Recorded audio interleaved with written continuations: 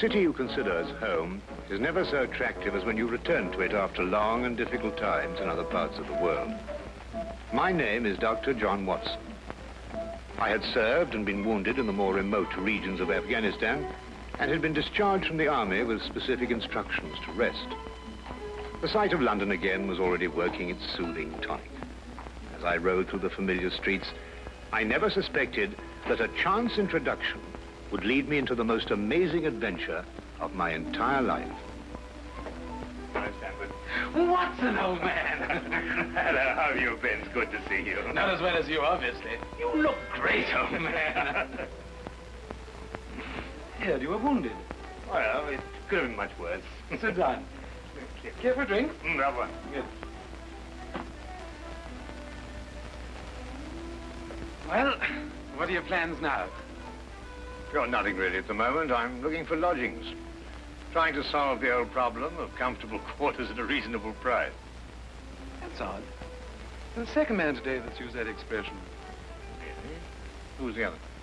Well, you wouldn't know him. He's doing some work in the chemical laboratory at the hospital. Might be interesting. Yes, well, I wouldn't mind sharing a flat with somebody if he was all right. Well, Anything wrong? Oh, no. He's rather strange. Well, what's wrong with him? Oh, nothing wrong with Holmes. That's his name, Sherlock Holmes. Well, when I saw him this morning, he was doing some research with a corpse. Oh, what was he doing? He was beating it with a stick. I beg your pardon? Did you ring, sir? 2 shillings, please. Very good, sir. What did you say this Sherlock Holmes fellow was doing? He was beating a corpse with a stick. Oh? What in heaven's name do you want to do that for? He wanted to find out if it was possible to inflict a bruise on a body after death. Why? I don't know. Did you ask him? That's another strange thing about this Holmes. Somehow, one never thinks to question him. No.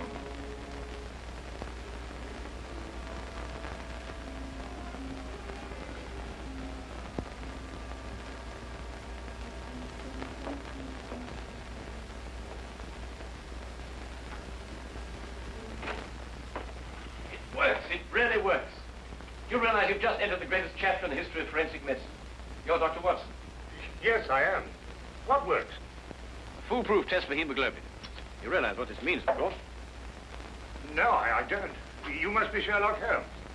It will create a revolution in criminal investigation. Yes, I'm Holmes. How did you know I was Watson? Because you've just come back from Afghanistan. How do you do? How you do? How did you know I'd just come back from Afghanistan? Well, it's written all over you. The problem has generally been that a man is suspected of a crime months after the crime is committed. Then when they find bloodstains on objects of clothing, they can't be sure if it's blood, mud, or rust stains. But this solves the whole thing, of course. Oh, of course. Of course. Stanford told me you're looking for someone to share a flat you'd found. You know, if this test had been in existence a year ago, it would have meant that von Bishop of Frankfurt would most certainly have been hung. And that goes for Mason of Bradford, Muller and O'Fay, naturally. Naturally. Who are these people? Did you know, I'm delighted to meet you, Watson. I think you'll like the flat. It's in Baker Street, by the way. Oh, we could pop round this afternoon and have a look at it if you care. Yes. Oh, yes, rather. I'd like that. Good. Did you mind if I play the violin? No, go right ahead. No, I don't mean now. I mean when we're sharing the flat. Oh, no, of course not. I like a bit of good music. Oh, good. I'm afraid I'm not very good. Oh. Tell me, Holmes. Yes. How did you know I just got back from Afghanistan? Well, it's obvious. Now, that's what you said before. It isn't a bit obvious. You're a doctor, that much we know. Huh? But with the air of a military man, therefore an army doctor. You've acquired a sunburn. I know it's not your natural color because your wrists are white. Your eyes tell me that you've recently been ill. I'd say some sort of tropical fever. You use your left arm stiffly as though you'd sustained a wound. Now the problem becomes, where would an army doctor have contracted a fever, sustained a wound? The answer, my dear Watson, is in the present campaign in Afghanistan, naturally. Naturally. Of course, it's obvious. Naturally.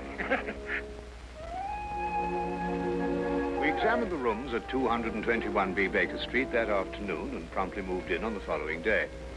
I had, at this point, known Sherlock Holmes for only 24 hours. But the man's fantastic powers of perception, coupled with the almost unpredictable personality I'd ever encountered, kept me in a state of constant surprise when I wasn't being shocked. It was unbelievable, the things he knew and the things he didn't know.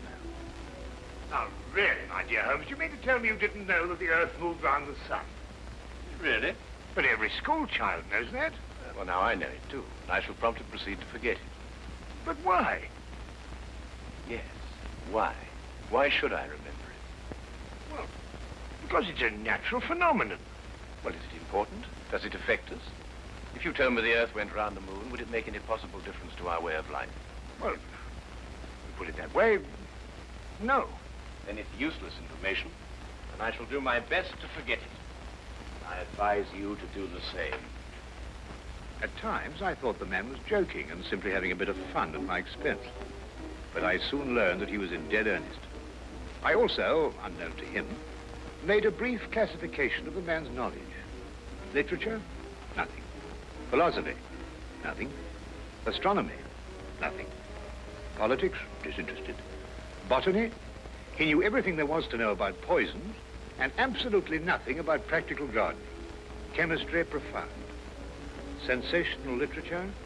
Without question, Sherlock Holmes knew the details of every horror perpetrated in the last 100 years.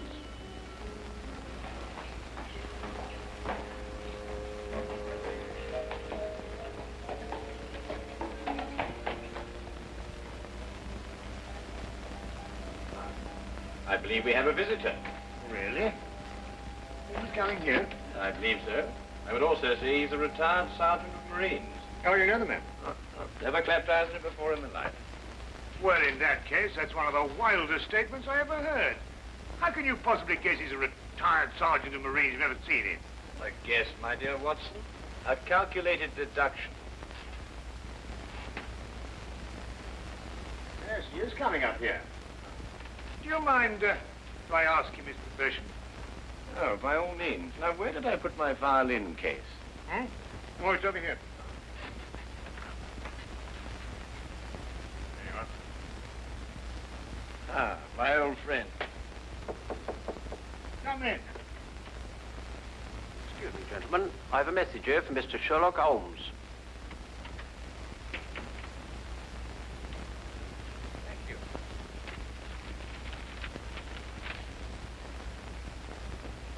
Excuse me. Sir? Do you mind telling me your occupation? Not at all, sir. I'm a civil servant employed by the police department. Thank you. I just wondered. Not at all, sir. How long have you been with the police department? Just a year, sir. Before that, I was a sergeant in the Marines. Good day, gentlemen. How did you know? An interesting letter, Watson. A very interesting letter. Perhaps you'd like to come with me. Where? To catch a murderer, of course.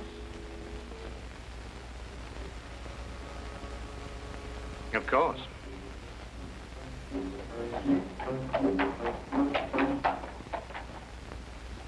How did you know that that man was an ex-sergeant of Marines?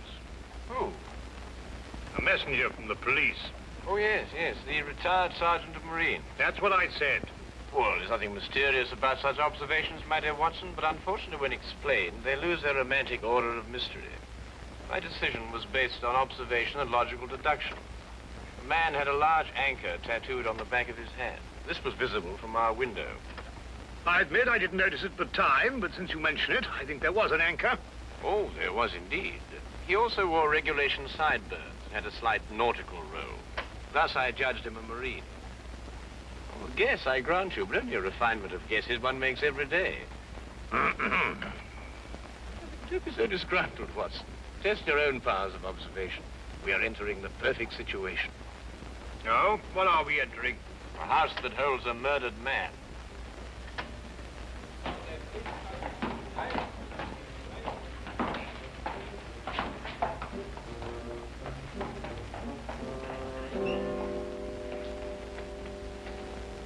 Is Inspector Lestrade inside? Yes, sir. May I have your name, please? Yes, Sherlock Holmes. This is Dr. Watson. Oh, that's quite all right, sir. Inspector Lestrade gave instructions to admit you. Oh, good. Oh, by the way, has the body been removed? No, sir, but the medical examiner's just gone. Oh, thank you. Let's hope they haven't moved things about too much. The police forces of the world seem to have an organized science of messing things about. Oh, I wouldn't say that, Holmes. Now then, move along there, everybody. Move along. There's nothing to see today. I don't know. I swear I don't know. I tried to help him. Don't you believe me? I had to do what I could. It was instinctive. It was instinctive for a woman like you to commit murder. That's not true. You know it's not true. I know you hate me, but you can't believe I'd do a thing like this. Yes, I can, and I do. Please. She's a murderess. You know it as well as I. She murdered your brother. It's a lie. Yes, it's a lie. Your entire story's a lie. The relationship you had with my son was a lie. My son's been murdered. This girl's a murderess. Why she did it, what her motive was, I don't know. They were engaged without my blessing.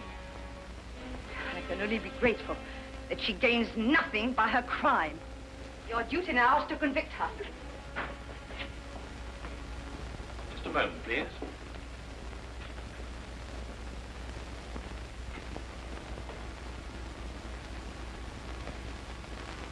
Notice the angle of incision, Watson. Yes. And the force of the blow and the general penetration of the upper region of the chest. How long would you estimate before loss of consciousness? Well, it's difficult to say. 30 seconds. Minutes? Oh, between the two. I see. And death? Shortly thereafter. 2 minutes. 3? 3 or 4, I'd say. Thank you, Watson.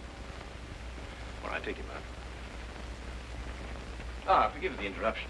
I would prefer to have been invited before the body had been moved. I thought you'd be interested, Holmes. Oh, thank you, Lestrade. Well, may I introduce my friend, Dr. Watson, Inspector Lestrade of Scotland Yard? How do you do? How do you know? So you're completely stuck, eh, Lestrade? What do you mean? Well, you thought I'd be interested. Why don't you admit it? You're in a jam. Magnificent cabinet work, don't you think? What you say isn't exactly true, Holmes. I've done you a favor. This is an interesting case. Of course, there are 1 or 2 unexplained details, but I don't believe it'll be long before we're What's clear. your principal problem? There's no motive. I found this girl with a knife in her hand. My brother lying dead on the floor. I found Peter on the floor. I tried to help him By stabbing him? by removing the knife. Anybody would have done the same thing. I love him. Oh, my dear young lady, there's no cause for you to alarm yourself. No one's accusing you of, well, of what happened. This would be a clear-cut case if only she had a reason for murdering him. There happened to be a policeman outside the house during the murder, and he said that no one came in except her. Well, what about the others? Who benefits by her death? Well, no one. The estate was left in such a way that if he died before he married, everything went to charity. My dear Inspector Lestrade, he didn't die before he married. This young lady and the man whose body was carried out of here have been married for at least a week. In the event of his death, I imagine everything passes to her.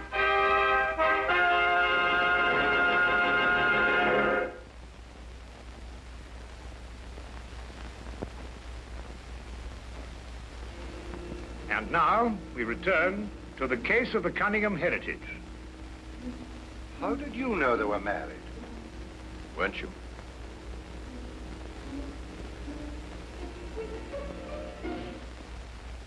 Yes, a week ago. Then you do benefit by my brother's death. You're his heir. I don't know if I am or not. I only know I didn't kill him. I swear I didn't. Where were you married? We went down to Brighton last weekend.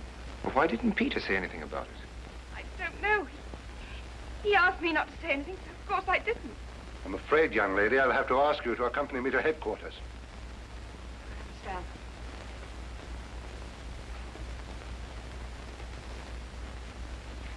Excuse me, Inspector. I think I should tell my mother. Oh, yes, of course. Tell me, Holmes, how did you know they were married? Well, the man's hands had the remains of a sunburn and the fading marks of a narrow ring, but not as yet that indentation of the finger a ring generally leaves. A weekend in the sun at Brighton explains the whole thing perfectly. I didn't notice these things. Yes, I know. The young lady's hands were also sunburned, and to the same degree. Then the case is solved. Yes, it would appear so, wouldn't it? What are you looking for? Do you see that? What? Here, use this. Why, that's only the cut in the carpet. Yes, but it's a fresh one. Yes, but what does it mean? That's a good question. You can stop looking for clues now, Holmes. Ah, you solved the case then. Completely. Oh, splendid. Seems this girl had a record. 9 months in the woman's prison in Holloway, from the 21st of February, 1892, to the 21st of November, 1892. She was employed as a governess and convicted for stealing £300 from her employer. It's quite true. I knew you'd find out sometime. I made a mistake 5 years ago, but I paid for it. But Peter knew all about it before we were married. I never tried to hide it from him. You didn't know what else you had in mind. I had nothing else in mind except that I loved him. I'm afraid I must ask you to go with the office on this. Well, madam.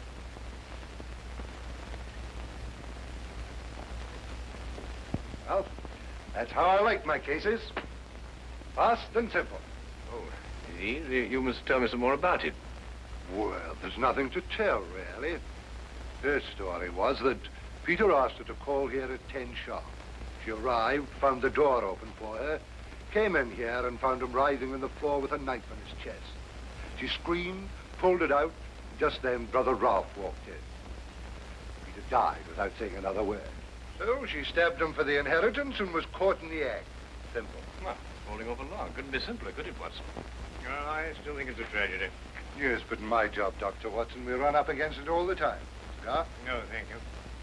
Well, I suppose you've had some amazing adventures. Yes, but one learns to have a real philosophy of life and get a good perspective. Yes, I suppose. But just the same, I think it's a pity. Just another case of a clever girl being too clever. The clever girl who intended to murder her husband, he certainly chose the most stupid possible way to commit the crime. What was that? Well, what's this? Checkbook. Oh, amazing deduction, Lestrade. Look.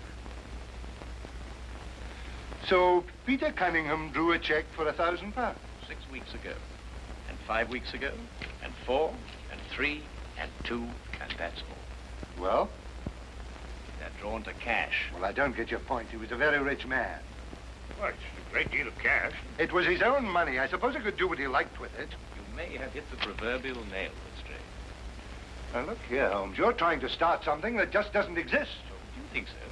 I have a great deal of respect for your opinion, Holmes. But your trouble is that you can't leave things alone.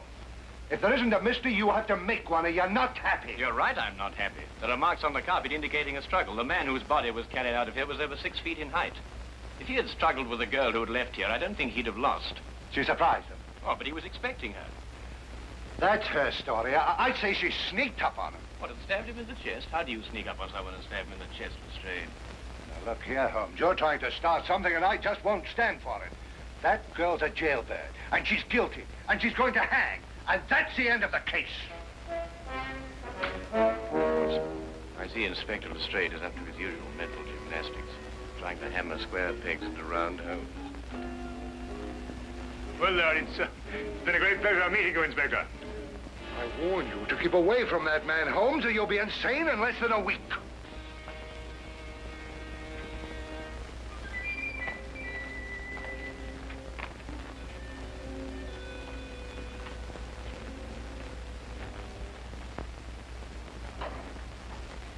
What time is it? Oh, 10:30. Perhaps you'd like to take a little stroll with me. Why? I'd like to investigate this afternoon's affair a bit further. Oh, yes. I'd like that. I thought you'd forgotten about it. Not at all. I've been thinking about it all evening. Shall we go? Then we must exchange our thoughts en route. Where are we going? To the Cunningham house. I didn't know you'd made an appointment there. I didn't. Oh, well, who do you expect to see? No one, I hope. Well, I'm terribly sorry, Holmes, but I'm afraid I don't understand what you mean when you say you want to go to the Cunningham house and you just... You can't do that. What? Well, you can't break into the house. Why not? It's against the law, that's why not. Why, if we're caught... That's it. What is? If we're caught. But that makes no difference. It makes no difference at all. The thing is, if we're caught, it's against the law.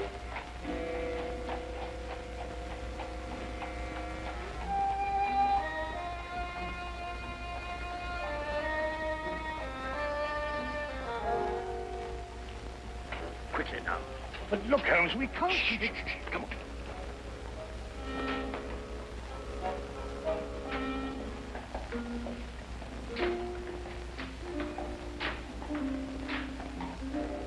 Good evening, Inspector. Good evening, Sergeant. Everything all right? Yes, sir.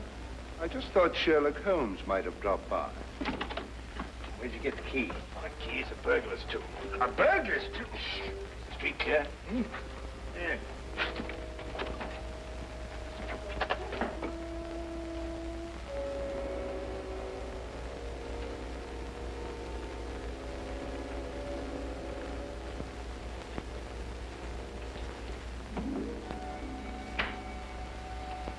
How do you know he's out? Because I had a spy watching the house. Go through that cabinet. What am I looking for? Well, papers, bank statements, anything to indicate passage of money from Peter Cunningham's account. Go on.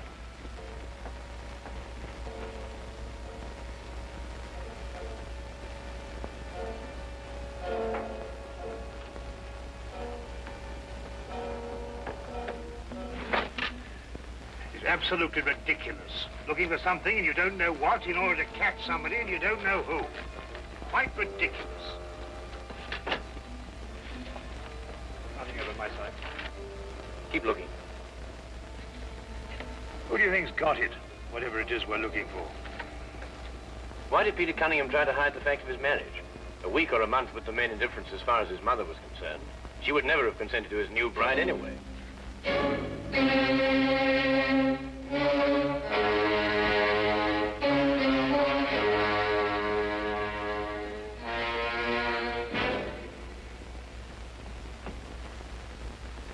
He married her to prove to me that my blackmail wouldn't stop him.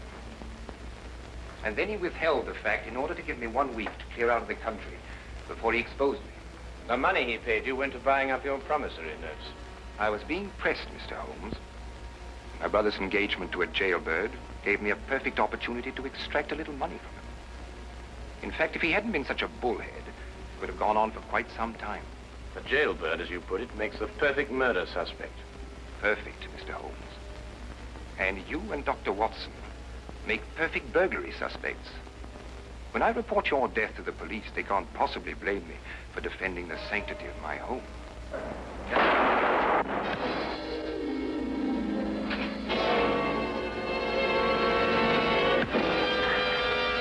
Well done, Watson. Oh, I could have done a bit better, only it was my bad shoulder. Quite all right, Watson. Think no more about it. So that's our murderer. Yes, the only possible one, of course. Only a man could have struck that blow. Peter died, as you say, within 3 or 4 minutes. And there was a bobby outside the whole time. Yes. Crystal clear. No, it's completely obvious. Well, what do we do now? What's going on here? Who fired that shot?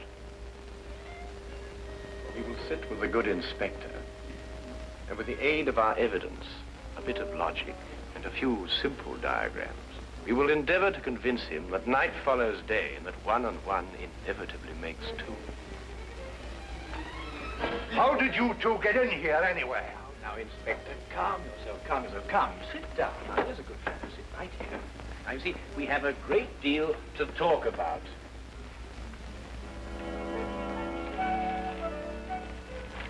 Also present with Inspector Lestrade was Dr. John Watson and a personal friend of the inspector's, Mr. Sherlock Holmes.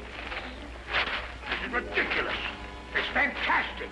This isn't the way it happened at all. This will revolutionize investigation, Watson. This whole account is a lie. Fingerprints, Watson. That's the coming thing. Oh, nonsense. What are you going to do about this? A bit more research. Here, give me your fingers on this sheet of paper. Oh, were you going to sit there with these disgusting little smudges and let them get away with this? Beg your pardon? Well, I won't. They're going to hear from me. Brilliant Inspector Lestrade, indeed. Why, it took you 3 hours to convince that bonehead. I don't know. Never in my life have I heard. I said he was innocent.